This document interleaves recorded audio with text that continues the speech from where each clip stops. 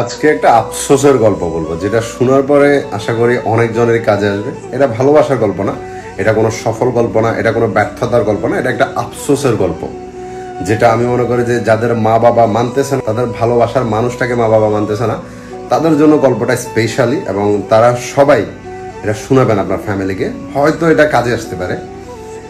একটা রাজা ছিল এবং সে তার মেয়েকে প্রচুর পরিমাণ ভালোবাসতো। মেয়েকে যেটা চাইছে, যখন যেটা চাইছে মেয়েকে তখন সেটা দিয়ে রাখছিল।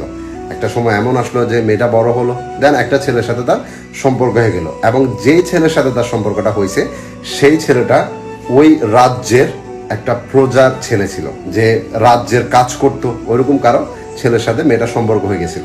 এখন মেয়ে তো জানতো যে মেয়ের বাবা তাকে প্রচুর পরিমাণ ভালোবাসে এবং গরিব দুঃখী মানুষের সবসময় সহায়তা সহযোগিতা করে। মেয়ের বাবার সবসময় একটা রূপে কিন্তু মেয়েটা দেখছিল যে তার মেয়ে যেটা চাইছে বাবা সবসময় সেটা দিছে। যখন ছেলেটাকে ভালোবাসছিল, ছেলেটা বলছিল যে কখনোই তোমার পরিবার আমাকে মেনে নেবেন, এটা কোনোদিন হয় না। তুমি হলো একটা রাজকুমারী, আমি একটা প্রজা, তো তোমার সাথে আমার কোনোদিন হবে না। কিন্তু মেয়ে সবসময় একটা কথা ছেলেটাকে বলতো যে আর আমার পরিবার থেকে আমার বাবা আমার জন্য আমি যখন যেটা চাইছি আমার সেটা দিছে, তো অফকোর্স তোমাকেও আমাকে দিবে, কোনোদিন না করবে না, তুমি ওইটা আমার উপর ছেড়ে দাও, যদি আমার সব রাজি থাকে তো তুমি আমাকে ভালোবাসবা। তখন ছেলেটা বলছে ঠিক আছে। দেন মেয়ে তার বাবাকে বড় গলা বললো যে আমি একটা ছেলেকে ভালোবাসি। বাবা প্রথমে তো অফকোর্স খুশি হয়েছে শুনে যে মেয়ে কোনো রাজকুমারকে অফকোর্স ভালোবাসছে।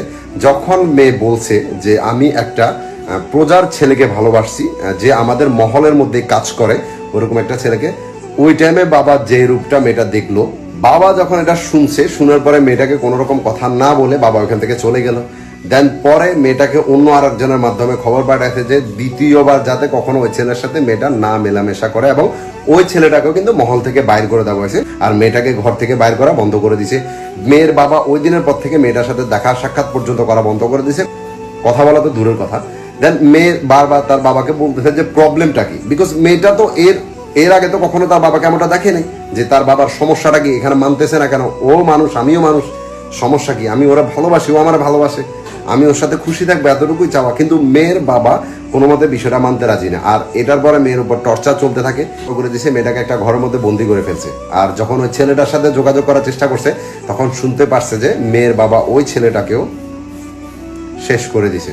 দেন ওই দিন ওর বাবার ওই রূপটা দেখার পরে মেয়েটা থিঙ্কিং করলো যে তার দুনিয়াতে আর আপন বলতে কেউই নেই, যারাই ছিল তারা ওই দিনে ওইখানে শেষ হয়ে গেছে, যেদিন তার ভালোবাসার নিউজটা তার বাবাই শুনছে, এবং সাথে সাথে মেয়েটাও তার নিজেকে শেষ করে দিল। এখন ওই দিনের পর থেকে মেয়ের বাবা যখন নিউজটা শুনছে যে তার মেয়ে আর পৃথিবীতে নাই, ওই লোকটা আর কখনো হাসতে পারে নাই, কখনো তার জীবন আর হাসি খুশিটা কিন্তু আসে নাই। সে প্রতিদিন প্রতি রাত শুধু এটা নিয়ে কান্না করতে, যে এই আফসোসের সহিত যে আমি যদি সবকিছু ভুলে যদি আমার মেয়ের এই প্রস্তাবে যদি রাজি থাকতাম, আমার একটা সুন্দর জামাই হতো, আমার মেয়েটা অনেক খুশি থাকতো, আমার ভবিষ্যতে নাতিপুতিও হতো, আমি জীবনে অনেক হ্যাপি থাকতে পারতাম। হয়তো সাময়িক সময়ের জন্য মানুষ আমাকে কিছু কথা বলতো, কিন্তু ওই দিনের পর থেকে সারাটা জীবন শুধু আফসোস এটাই নিয়ে জীবিত ছিল যে আমার মেয়ের ওই কথাটা কেন আমি মানলাম না, নিজের সম্মানের দিকে তাকিয়ে শুধু মেয়ের ওই যে কথাটা আমি কেন মানলাম না, একটা কথা কেন মানে নাই, এই একটা আফসোস কিন্তু সারাটা জীবনে ব্যক্তির কাছে আছে। এটা তো গেলে একটা রাজার গল্প। আমি এরকম রিয়েল লাইফ স্টোরি আমি হাজারটা পরিবারের সাক্ষী আছি, যেটা আমি নিজে দেখছি। আমাদের ফেনীর মধ্যে অহরহ রয়েছে যেখানে মেয়েটা এমনটা করছে অনেকখানি। তো মেয়ের মায়ের বলেন, মেয়ের বাবার বলেন, অনবরত কান্না আমি দেখে গেছি, এখনো পর্যন্ত কান্না করে, স্টিল নাও কান্না করে, যে এটা চিন্তা করে কেন মেয়ের সিদ্ধান্তটা মানলাম না, স্টিল নাও এটা চিন্তা করে কান্না করে যে কেন আমার ছেলের সেই কথাটা আমি মানলাম না, যদি মানতাম তাহলে হয়তো আজকে আমার ছেলে পৃথিবীতে থাকতো, আমার মেয়ে পৃথিবীতে থাকতো এবং হাসি খুশি থাকতো, যেটাই হতো তাদের লাইফে হয়তো তারা হ্যাপি থাকতো। আমাকে 2-4 দিন মানুষ হয়তো দুইটা কথা বলতো, বা আমি হয়তো দুজনের সাথে আমার ভিতরে একটু লজ্জা কাজ করতো, কিন্তু পরে সব ভুলে যেত, সব কিছু ঠিক হয়ে যেত। কিন্তু এখন যে আমি সমাজের চোখে কত বড় একজন খারাপ মানুষ হয়ে গেছি, প্রত্যেকটা মানুষের মুখে মুখে আমার এই কথাটা থাকবে যে আমি আমার নিজের মেয়েকেই বা নিজের ছেলেকেই। এবার আপনি ডিসাইড করুন যে আপনি কি আফসোসের সহিত সারা জীবন বেঁচে থাকতে চান, নাকি জাস্ট কয়েকটা দিনের মানুষের কয়েকটা কথার জন্য নিজের সন্তানকে হারাতে চান।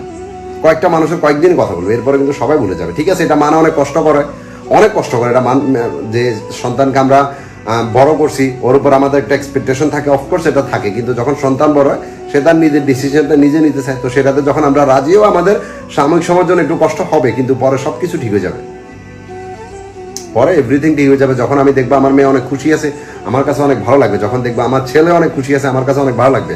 দিন শেষে কিন্তু আমরা তাদের খুশিটাই চাই, তারা ভালো থাকুক, আমরা এটাই চাই। ঠিক আছে? তো এটা আশা করি সবাই একবার চিন্তা করে দেখবেন।